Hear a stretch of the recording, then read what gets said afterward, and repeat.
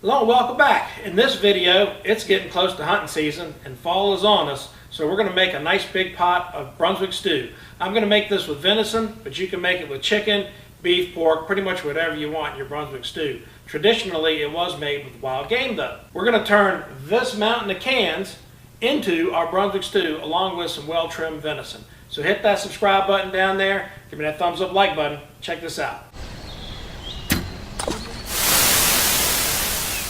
As usual, all the ingredients in the recipe for the stew are in the description below. You don't have to follow my recipe exactly. It's a recipe. It's more like guidelines anyway. So feel free to substitute whatever you like. But again, everything is in the description below. Let's get started.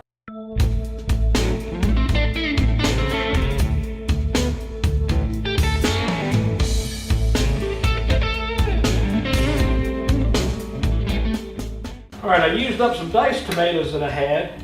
But if you're going to use whole peeled tomatoes, which is a good thing to do, use your blender to break them up. But use a spoon instead of the power, because you want to have those nice big juicy chunks of tomato in your stew. Then when you've got them all chunked up, add those in too. Now let's get that heat on. Get this rolling. It takes a while for it to cook down to where the meat will break up. And that's step one. You want to cook this until your meat starts to break up. And at that point, you can start adding in some of your other vegetables. The big secret to good Brunswick stew is timing. Cook it until the meat starts to break up, and then add your potatoes. You add everything in series, so the things that are tougher cook without cooking the rest of your delicate vegetables to mush. Go ahead and add that bouillon in now. And keep cooking this until the meat starts to break up on its own. You can smush it up against the side of the pot and it breaks up good.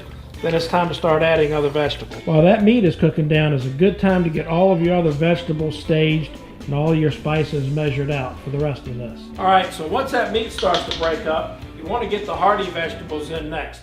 Go ahead and get those potatoes in there, carrots, corn,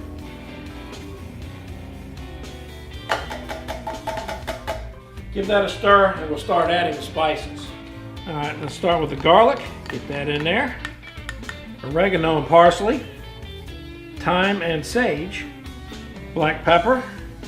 2 or 3 bay leaves. Sugar to calm down the acidity of the tomatoes. So with the spices in there, we're going to cook this down until the potatoes start to get soft. About 45 minutes or so. Then we'll add the tender vegetables, the last couple of cans. And about 15 minutes after that, this stew will be done.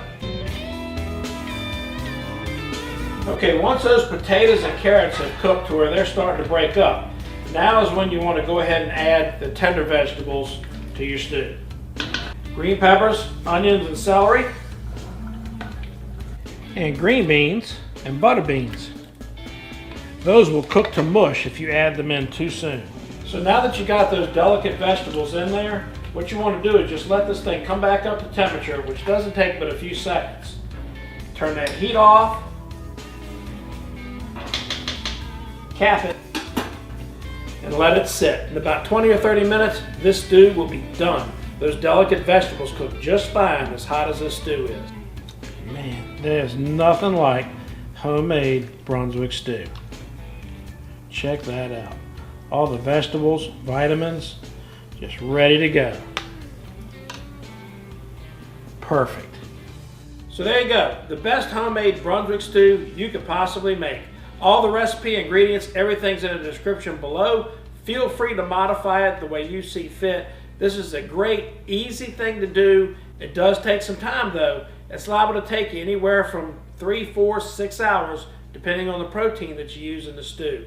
Thanks for watching. Hit that subscribe button down there. Check out some other videos while you're here. We'll see you next time.